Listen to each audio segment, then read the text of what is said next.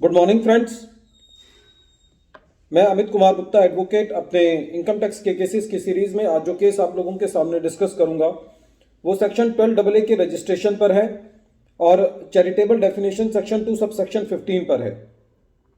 बहुत ही interesting case है जहां पे दिल्ली ITAT ने ये बताने की कोशिश की है कि जो भी हमारे गवर्नमेंट ऑफिशियल्स हैं उनको अलग अलग ड्यूटी दी गई है। असेसिंग ऑफिसर की ड्यूटी जो है वो इनकम को असेस करने की है और जो commissioner of income tax exemption है उसको ये देखना है कि जब असेसी रजिस्ट्रेशन के लिए अप्लाई करता है तो क्या असेसी के ऑब्जेक्ट्स चैरिटेबल हैं या नहीं है। केस का नाम है श्री बाबा Balakpur Dharmarth Aushadhalaya trust versus commissioner of income tax exemptions. ये case 92 ITR tribunal short notes page number 1 पे रिपोर्ट हुआ और केस 3 नवंबर 2021 को डिसाइड किया गया। फ्रेंड्स, इस केस के अंदर बहुत सारे facts commissioner of income tax exemptions को सबमिट किए गए। CIT एग्जम्पशन ने असेसी को जो क्वेरी रेज करी उसका प्रॉपर जवाब दिया गया। उसके बाद उन्होंने फर्दर क्वेरी की जो कि असेसी ने पूरा उसका रिप्लाई किया। असेसी जो था, जो इस केस में NGO है, उसके पास उन्होंने एक वैन भी खरीदी थी जिसके अंदर पेशेंट्स को कैरी किया जाता है।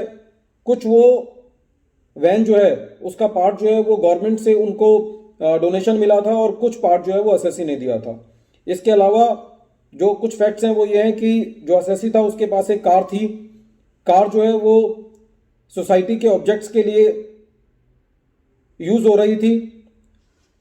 इस केस के अंदर जो एक मेंबर था, मेंबर ने अपना एक लैंड दिया हुआ था जिसके ऊपर मेंबर जो है कोई भी सोसाइटी से किसी तरीके का रेंट नहीं ले रहा था और उसके ऊपर कुछ कंस्ट्रक्शन किया गया था करीबन 11 लाख रुपए के ऊपर।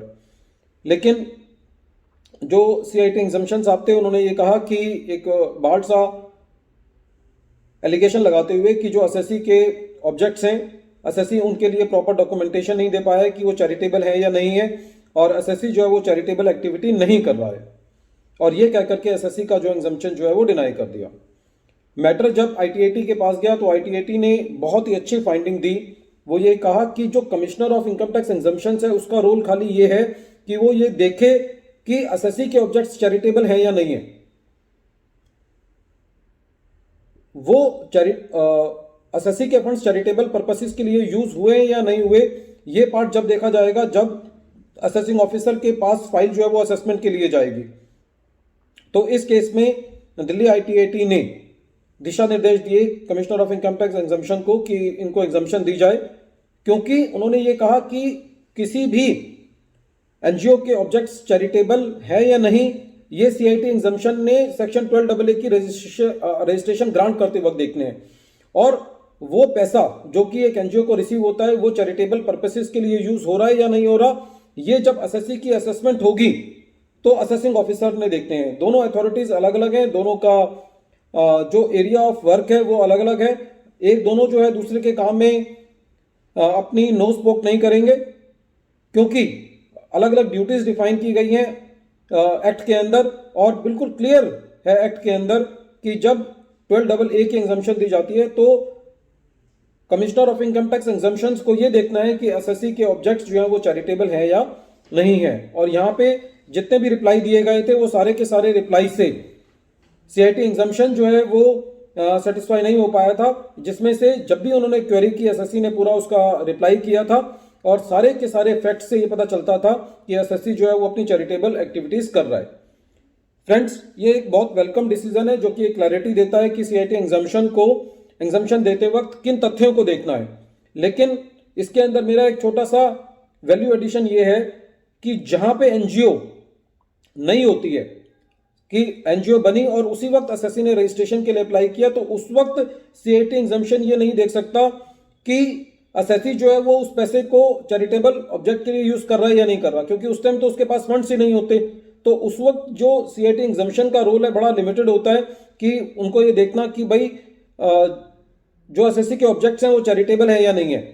लेकिन जहां पे NGO बहुत पुरानी हो जाती है, जैसे इस केस में जो NGO थी वो 2013 2013 के अंदर बनी थी और उन्होंने जो एग्जाम्शन जो है वो अप्लाई करी वो 2016-17 में की।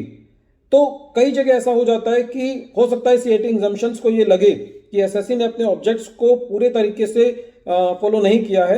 तो बहरहाल इस केस के अंदर जो आईटीएटी का जो दिशा निर्देश है या जो एक लॉ लेट डाउन किया है उन्होंने, वो उससे एक ऐसा इन्फ्लुएंस निकल के आता है कि आईटीएटी ये कहना चाहती है कि सीआईटी को एग्जाम्शन देते वक्त 12AA के अंदर ये इस वोटर में नहीं जाना कि क्या एसएससी का जो पैसा है वो चैरिटेबल पर्पसेस के लिए यूज हो रहा है या नहीं हो रहा।